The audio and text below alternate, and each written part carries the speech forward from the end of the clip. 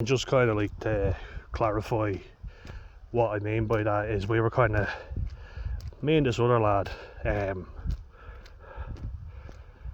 you know, he was always off with other people.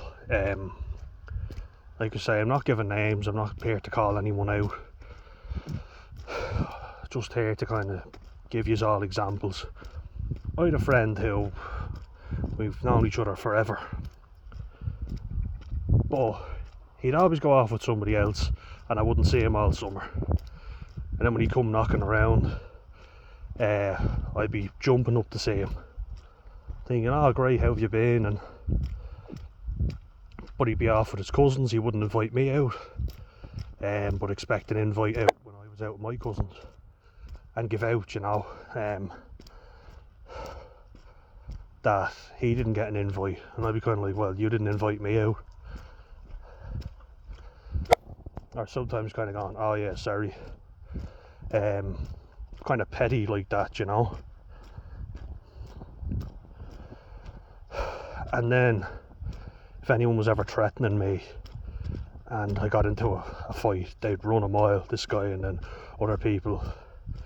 They're always good at talking, you know, or slagging me off because they're supposed to be friends, but they wouldn't have your back in a fight, put it that way, and they'd turn on you.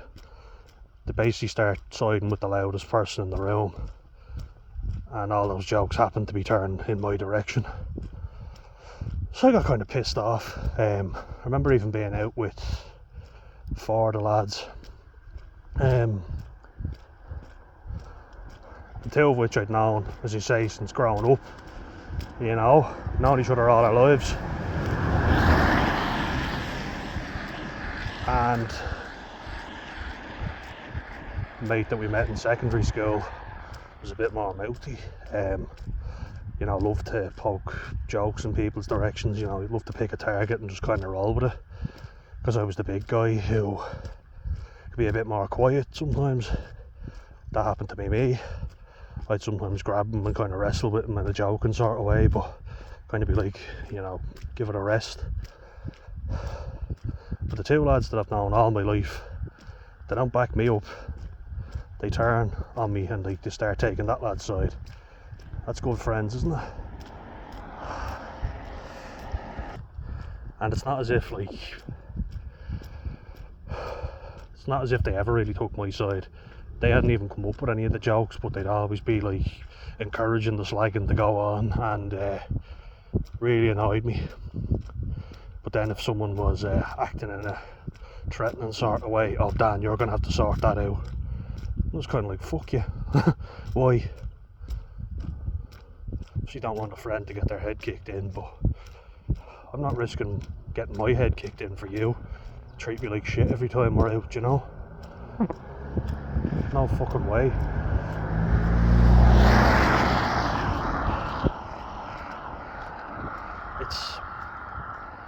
It's always been used for, you know, for me, like I'm a big lad, so I need to be more confident. I need to, you know, have everybody else's back. I'm kind of like, this goes 2 ways. You don't get to just tell me, oh, I should have had your back when you've never had mine. There's a lot of self-preservation as well that you got to worry about. Like I say, I know I keep harping on about it, but no one's ever had my back, except maybe my younger brother, if anything. And that was always more so he was grabbing me rather than hitting someone else for me, trying to drag me away from other people. So I was always like finger pointing, like you're the bad guy.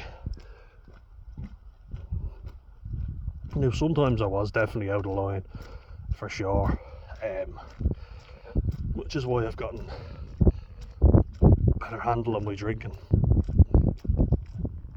in that I don't handle a bottle.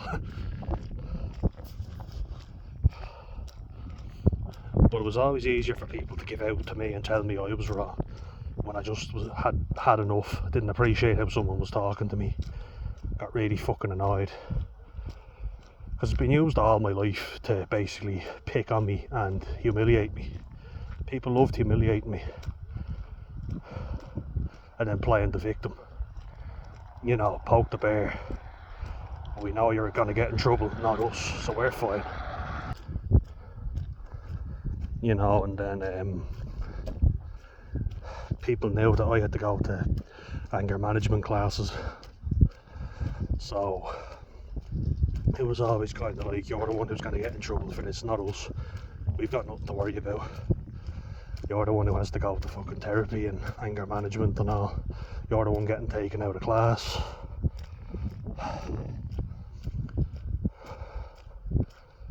Makes you feel really bad about yourself, really bad.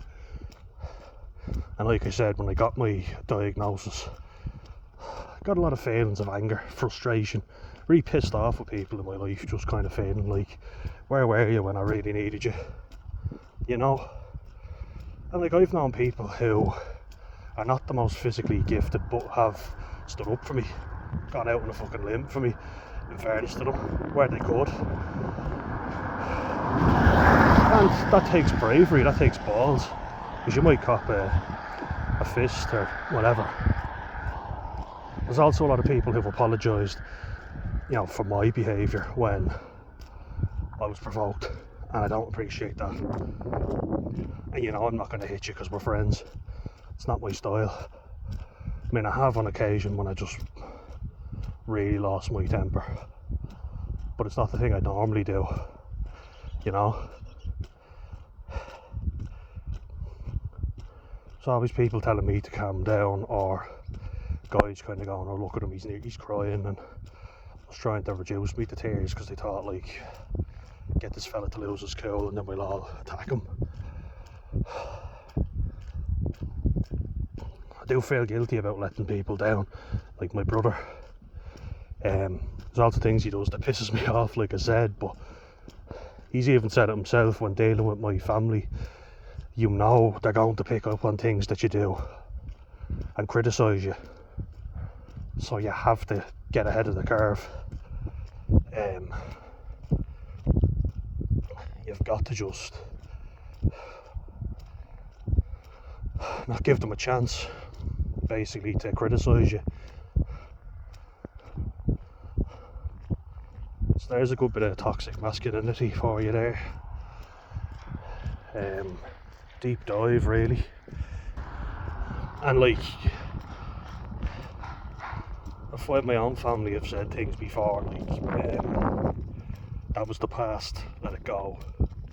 But then they'll also say, oh, your childhood is so important, it shapes you and who you're going to be. And you're like, okay, when it suits you, you're saying it. People are very good at talking a good game, but when it comes to actually doing something, like, big thing for me is when someone I know and I'm worried about is in a conflict situation. How am I going to react? Even talking about that friend earlier on,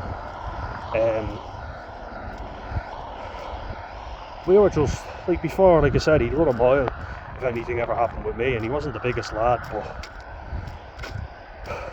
you don't have to start throwing fists for me. Just don't leave my side, look out for me, be there for me, you know, that kind of way.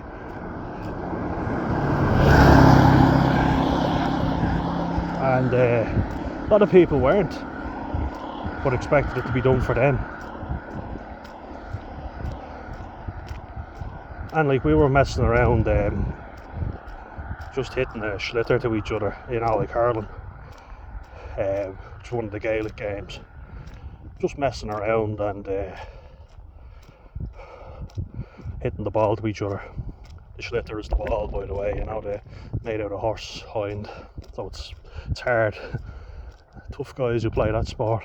Down here in Wexford, a few of my family members played it and were quite good at it, actually. But I'm getting off track. Basically, these lads from school who were kind of knew them, you know. They were kind of seen as the rougher kids, you know, like the lads from the council estates, and there was this green near our house, you know, big acres of space, like a lovely big field, and a few scummier lads lived in our estate, and these guys were going off to meet them. And they used to always come by in huge big gangs, like massive numbers of people.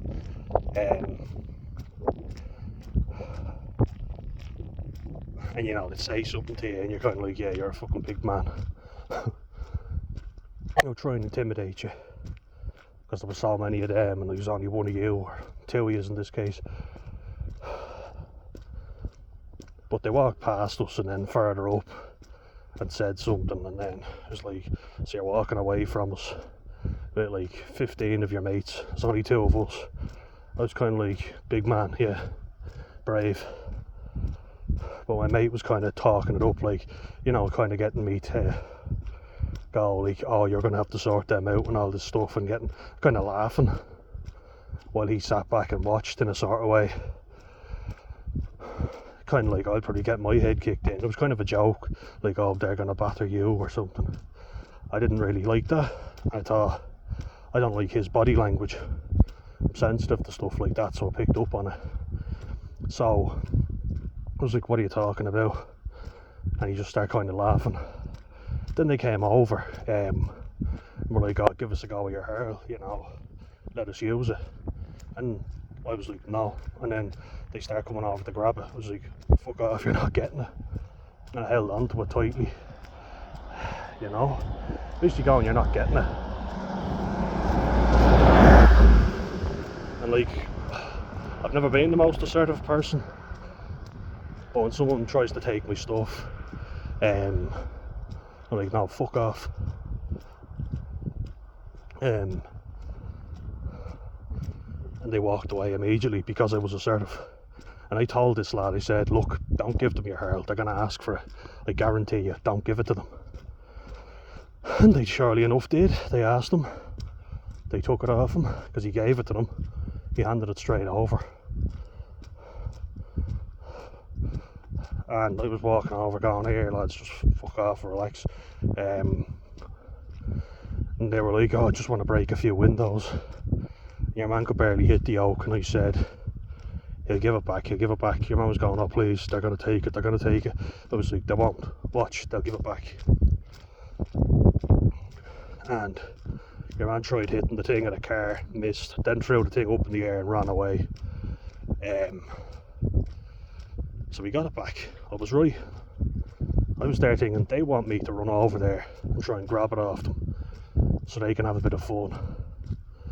I'm outnumbered, and you expect me to go and take on 6 lads, and now they have a hurl because you just gave them one.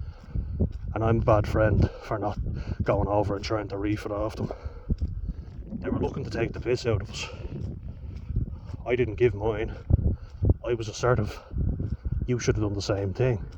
And I felt guilty about that for ages. Ages, like, you know. Thought I'm a bad friend and this and that. I should have done this, and I was like, what was the outcome? I got it back. I knew they were going to just have a little bit of stupid fun and then throw the thing away, like, give it back. Because you knew where they lived. So if they did take it, it's like, we know where you live, we'll come back and get it. I'm thinking, they want to humiliate me. They want me to run around after them chasing it.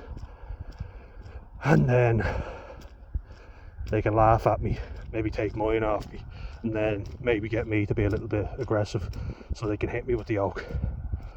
More of their mates waiting up. Okay, I'll just wait here. Sorry, one second.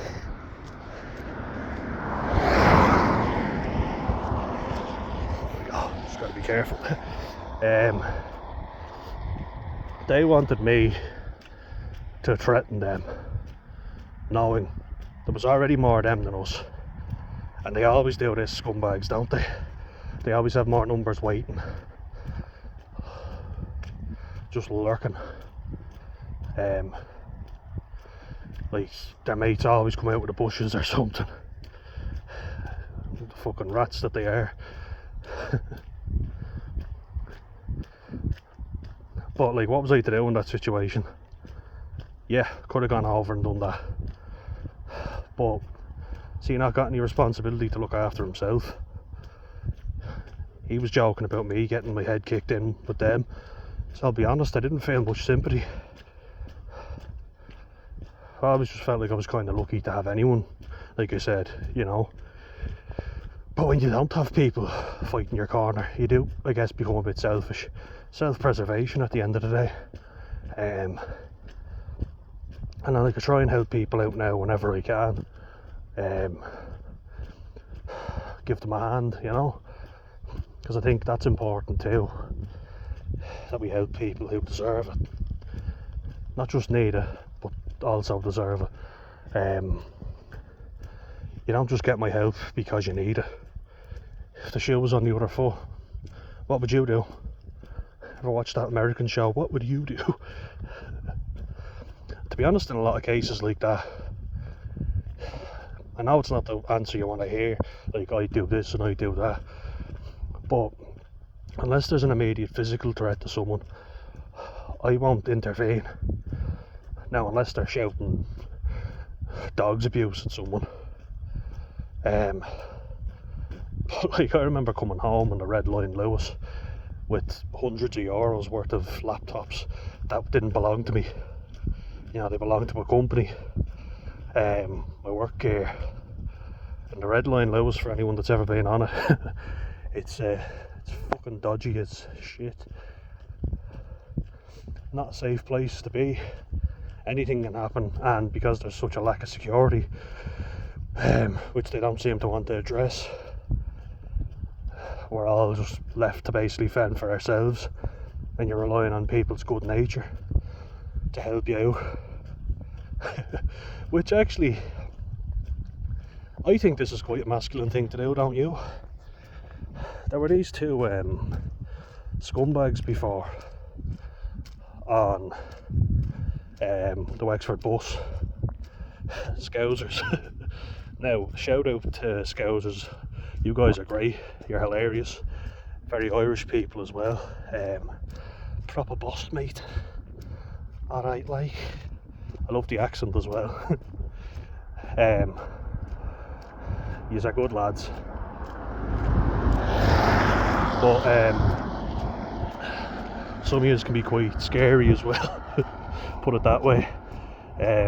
Although I've never met a Scouser that didn't treat me nicely when I said I was Irish. They go, "Oh, you're Irish, great. My mum's from Donegal." Yeah, they're kind of going, great, we hit it off now. We're mates, officially.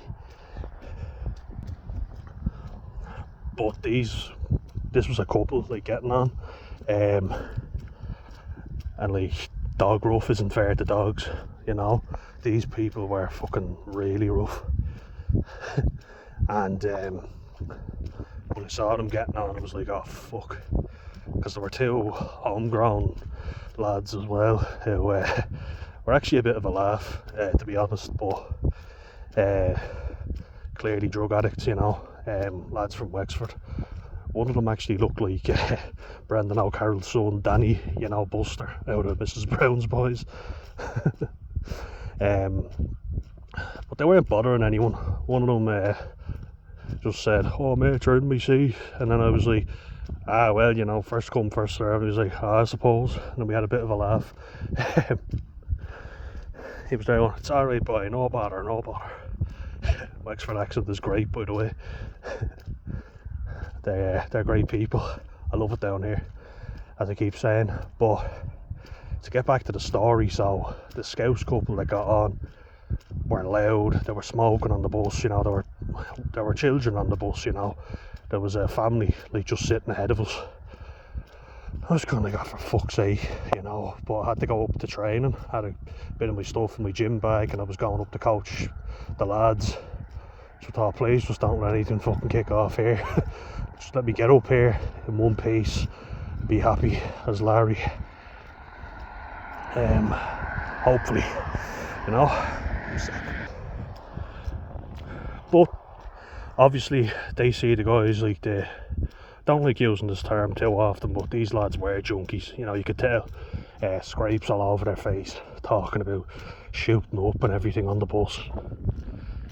You know, you kind of just have a laugh with them, but you don't trust them for a fucking second, you know what I mean? Kind of like, yeah, alright. Now, some of them have had hard lives too, so I never judge. I'll talk to anyone. I try not to judge anybody. If they want to show me something or say, "Oh, can I show you something on the phone?" I'm like, yeah, alright, go on. I've even fucking handed my phone to them before so they could type in music and show me their new demo. They gave me the phone back. I was like, just have it back. They're like, oh yeah, sorry. But they're not all bad. Some of them have just had really tough lives. Some of them not so much, and these guys were definitely just scumbags. Like they were all rough, you know, the two Wexford lads, and then the Scouts couple. Like, they're playing music on the bus with no regard for anybody else smoking, drinking. I'm just kind of like, would you just move over there, mate? You know, probably say the masculine thing is to tell them off, shut the fuck up and stop smoking or whatever. Yeah, it probably was. To be honest, wasn't looking for any trouble. Just wanted to get where I was going. Wanted to get the training in one piece, not covered in fucking scrapes or whatever. Because you never know this lot, what they do. Always got something hidden up their sleeve, quite literally. And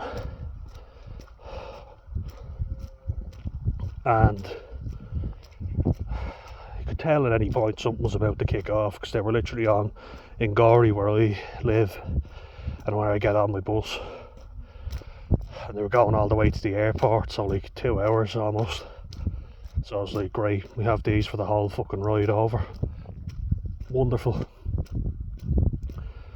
And the lad got off for a piss, and when he gets back on, his missus starts hitting him, like properly going for him, and then obviously she couldn't do as much damage as he did. He got on top of her and started belting the fucking head off her, like, I mean, properly going for her. And you know, me and Buster Brady had to sort it out. So he leapt over and then got clattered by her. She punched him in the head, and he was like, I was only trying to fucking help you. Funny lad. He was, in fairness. So I got your man, the lad, and he just jumped in between the two of them. In fairness to him, brave fella. I grabbed your man, reefed him off, and then when he came back, I just grabbed both of them, kind of put myself in between his missus and him, and they both start getting up to go for each other, and I just grabbed them, kind of, you know, split them, pushed them apart, and goes, there's fucking kids on this, like, relax. I'm part of this now, whether I want to be or not at this point. So it's kind of found me, and she was there like going, you fucking dickhead, I'll fucking kill you, to him. And then she was looking at me and going, thank you, mate, thank you. And going, this is my brother, this lad saved me, this lad. I was there like, oh, for fuck's sake, put that away. I didn't want to be fucking filmed, you know, but obviously arranging for a fella's head to be kicked in when they got back to Liverpool, if they ever made it that far. A few bad accents in there. I remember now the other lad, one of the Wexford fellas, turned to me, smiled and goes, bet you're really regretting taking my seat now. I was like, oh, don't fucking say anything about that, because I was right in the thick of it. If I'd sat somewhere else I would have avoided it. I'm definitely more conscious about sitting down the back of the bus now. But when shit hit the fan, I actually did something about it. Now this lot kicked the head off each other and they were thrown off the bus. It's actually a gas story. The driver, God love him, came back to sort it out and dragged your man off as well, because they got off the bus and were fighting, but he went after him. Now in fairness, to make sure she was alright, but while he did that, fucking Buster Brady nearly robbed the bus. He hopped in the driver's seat and we all went up and were like, get the fuck, don't be driving the thing. That was a mad story. Safe to say I was late for training. Jesus, that's insane, isn't it? Now, I think that's a pretty masculine thing to do, bringing it back to the topic. Now, she was in the wrong, so was that lad. Obviously, like, we talk about genders and whatever, but the fella was getting hit by her. She couldn't really do much damage. He fucking could. He was a wiry sort of fella, you know. I told them to shut up and to stop acting the bollocks because there were kids on it, on the bus. And the fella was there with his wife and kids about to intervene, and I was like, look, you look after your little girl, I'll deal with this. Not that I fucking wanted to, but that's what I'm saying. That's a very masculine thing right there. Doing stuff that you don't want to do for other people. I'm not making a big deal of it, going, oh, I did this for you, because that's blackmail. And I'm guilty of using that because I feel like it's not appreciated. You know what I mean? If I've done a lot of stuff for people and gone out my way to do something nice for them, and then they pick out the stuff that I've done wrong, I'll be like, well, I fucking did this for you, and you're an unappreciative cunt, and all this stuff. But in that situation, me and Buster Brady saved the fucking day, didn't we? We stepped up, we split them apart, and I kept them apart. In fairness to him, his reactions were fucking sharp for a junkie. He fucking leapt over the seat before I could even register what was going on. Didn't want her getting her head kicked in, but didn't want them, because they were falling all over each other. These people had no regard for anyone, right? Didn't care who they bumped into. And so it was like, sit down, relax.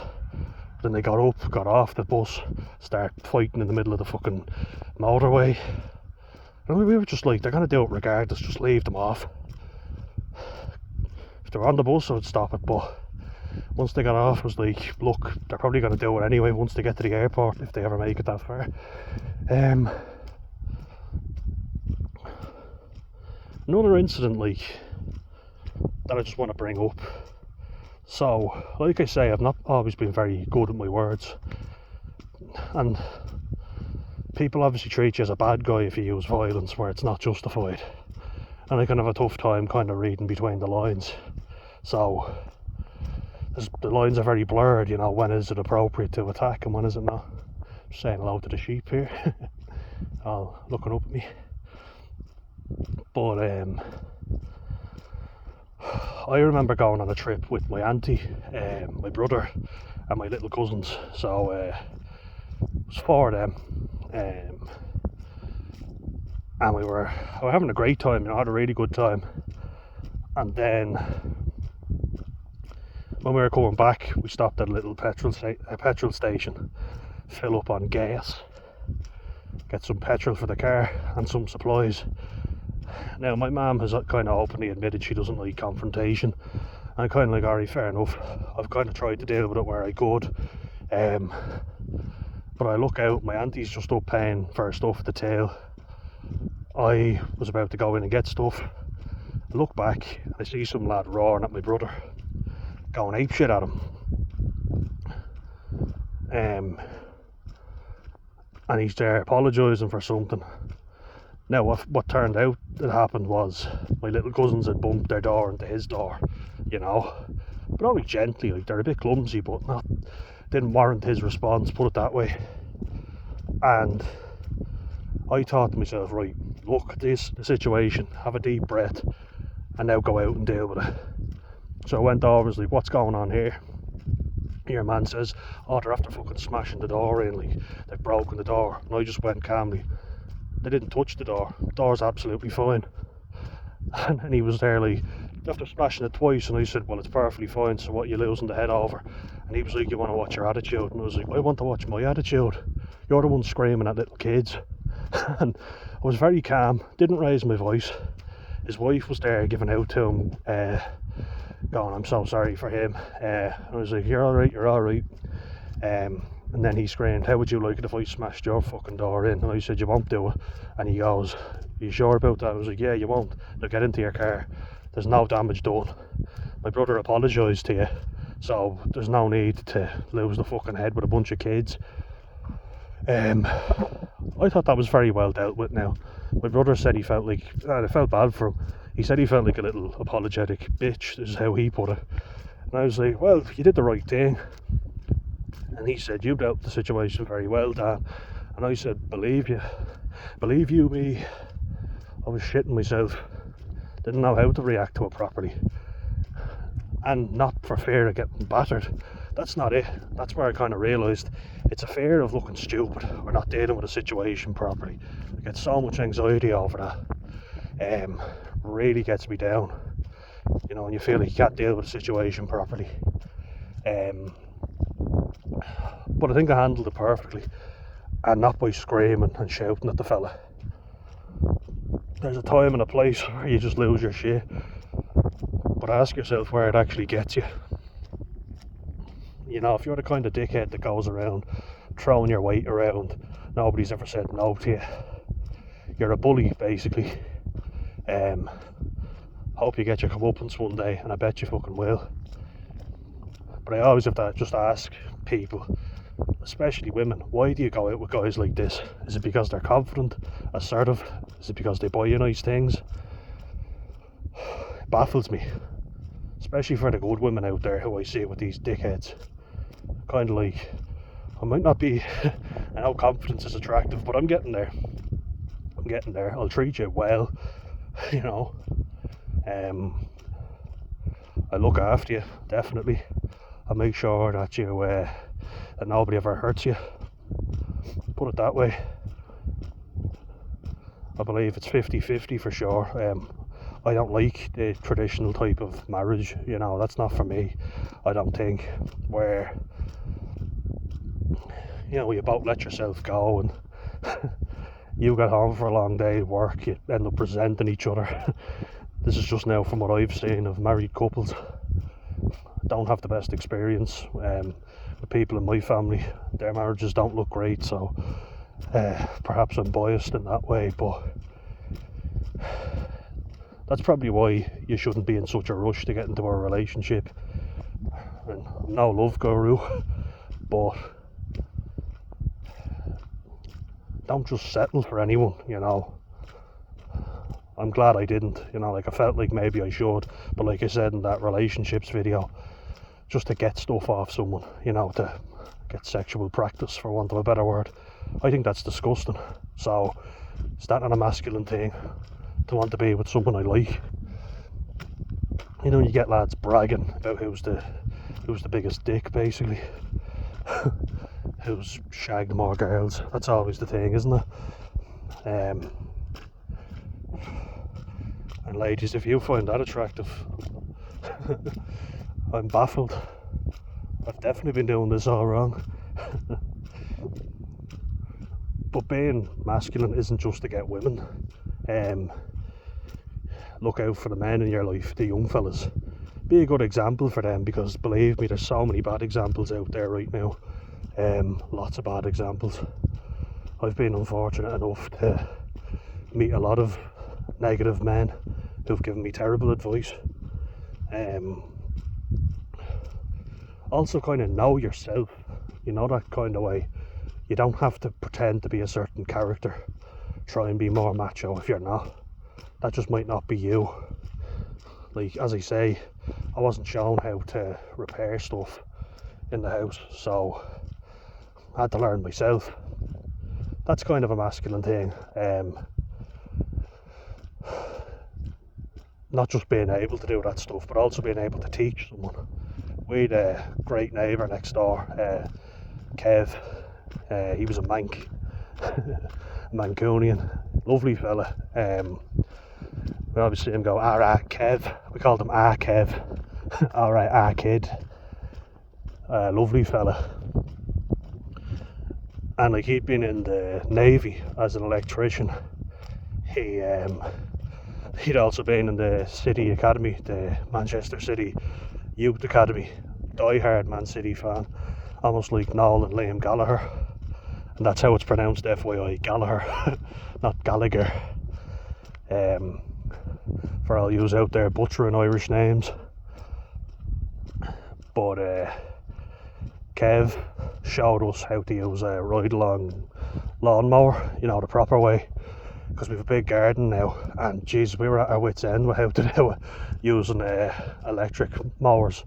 Me and my brother took ages, because the fuckers who lived there before us. Now it does get quite hard to cut in the winter, but It was badly overgrown, so I was in desperate need of a cut. And when it gets to summertime, it just grows like wildfire.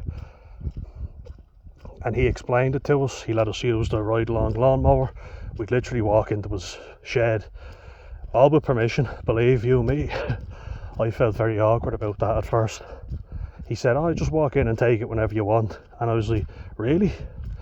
Like, you let us just walk in?" I thought, nah, we've got to knock at the door first. I feel mad awkward.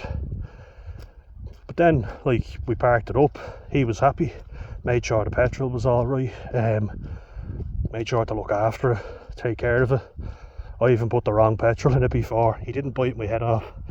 He dealt with the situation. And he taught us, and we got confident, and the grass looked beautiful. Then we had another problem of, as I say, the auto mower, setting that thing up, because I was away a lot working. Not now, but getting there. Going to be there soon, hopefully. But yeah, Kevin moved away, so he took the lawnmower with him. And hope he's doing all right. God love him. He was in a bad way. Lovely fella, really sound guy. Not many like him around, let me tell you. But when he left, just meant that we had no way of cutting our grass. So we got this auto mower off the previous neighbours who'd been there, because all the cables were all set up. And my mum got like I think something, those ones go for $4,000. Now it was used obviously, but she got it for 1,500, which is pretty good. You know, it's a pretty good lawnmower. They needed to get rid of it, and it still worked. The cables were kind of badly worn, like about 10 years old. It worked fine. Then my brother hit the docking station and broke it, messing with footballs. He always just has, like, he's blind as a bat, you know, he's got astigmatism, but his eyes just lock on to stuff.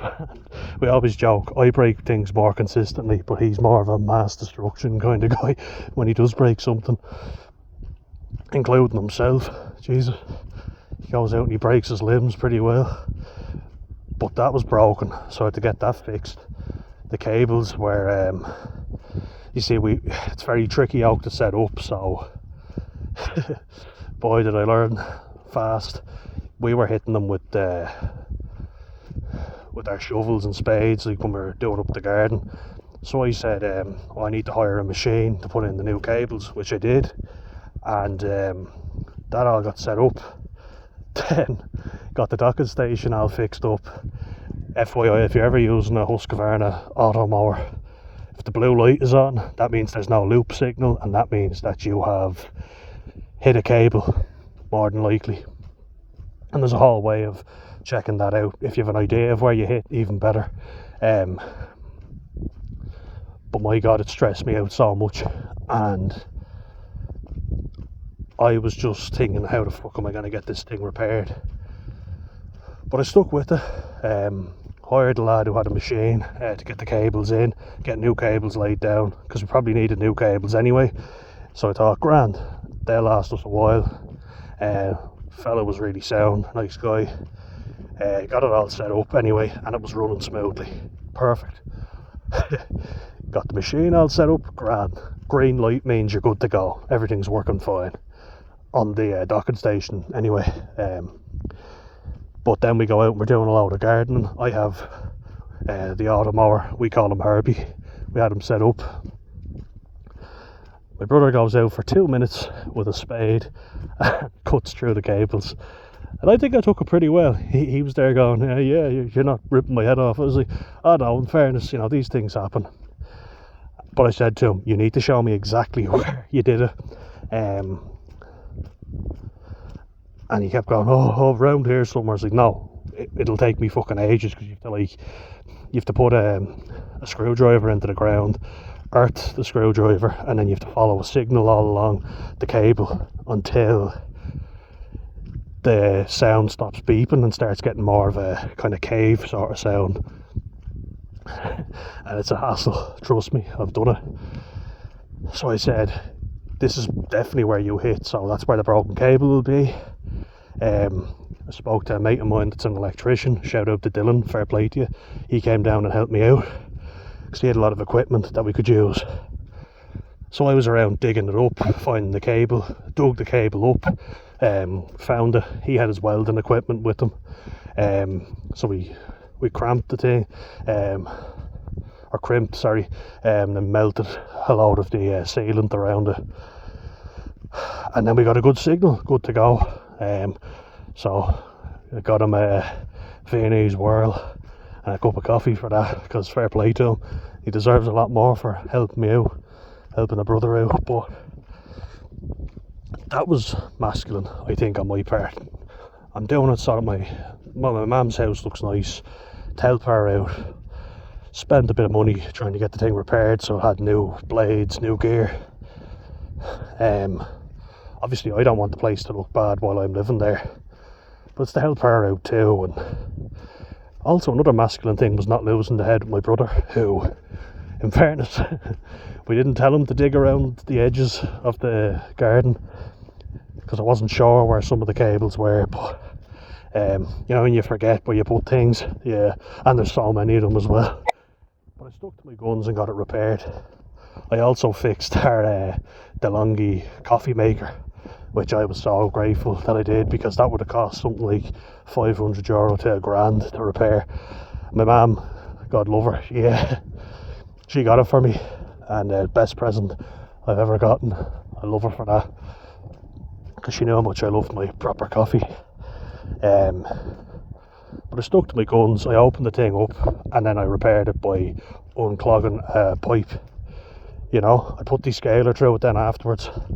I problem solved, and I think that's a very macho, masculine thing to do, is to problem solve, to stick with something and to not throw in the towel, because believe me, I was thinking sometimes I'm going to pick this machine up and throw it against the wall. Didn't know what I was doing 100%, but I stuck with it and I got it done. So I'm very happy with myself for that. I just looked at where the pipes led to. I unscrewed a couple of them, screwed them back in, took them out, unblocked them. I'm really happy. I'm not the most macho man in the world. Screen has gone completely blank because I've been out walking for so long, which obviously means I've been making too much videos. But guys, I'll end on this. There are different things to be a man. I think someone who's not afraid to give things a go, not afraid of failing, for sure. Someone who doesn't judge others for failing but encourages them to keep trying. I've met guys who'd say they're just good at everything. They're handsome, they're well built, they can fix stuff, they're just an all-round man. They don't judge me, they don't treat me like dirt. They still treat me well, even though they've got it all going on for them, you know? Like, even though they are the best, like they've got everything going on, they encourage me. I've met guys like that who you look at them and you're so jealous, you go like, fucking hell mate, you are perfect. I wish I was like you. But they don't judge me, they're not bad guys, they're nice fellas. Your self-worth shouldn't be based on other people like I did for so long. Now that's easier said than done, of course, don't I know it, but look out for your family. You can't do everything for them though. They have to do certain things themselves. Like when I said with my brother and the bullying situation, he didn't want me to get involved. I got involved and it only made him more upset. So respect his wishes was kind of what I needed to do, you know, which I didn't do. I kind of felt guilty, like kind of damned if I do, damned if I don't sort of way, you know.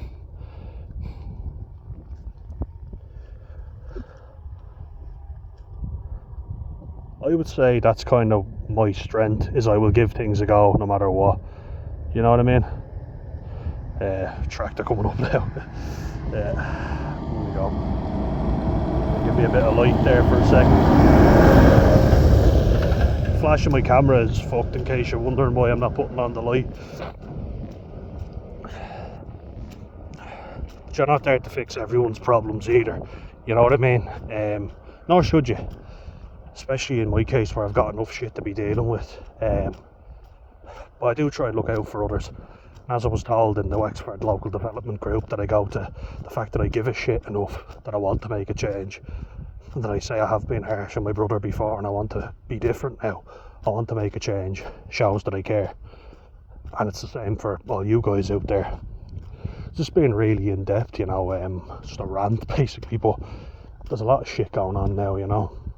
There's a lot of bullshitters out there, and don't let them drag you down, guys, you know. As I said at the start in the first video, see how they are when they're out with you. Are they this ultra macho fella? Do they care about other people? Do they look after other people? Or are they only out for themselves? Because there's people who can be very relaxed and comfortable and assertive, but they only look out for themselves, really. They only look out for others when it benefits them. So do watch out, guys, you know. Look out for those in your family, in your friend groups. And I'll see you in the next one. Cheers, guys. Like and subscribe, please. And share it if you liked it.